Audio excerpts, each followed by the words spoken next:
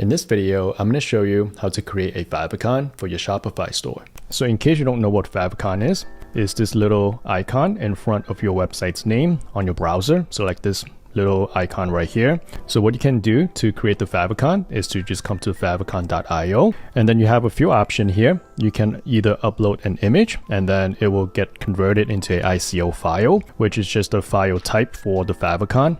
You could use a text or you could use an emoji. So let me show you how the text works. So for example, we can generate the entire favicon here. So let's say we want to just do the letter Y, and then for the background color, we will just choose black. I like the circle background. The font is good. Font size is good. So let's say that's the settings that we want to go with, and then it will look like something like this. Just click download. Open up the file. And then here we have the favicon. And then we can come back to Shopify, select the image, add image, and then select your favicon, open, click done, and then there you go, that's our favicon.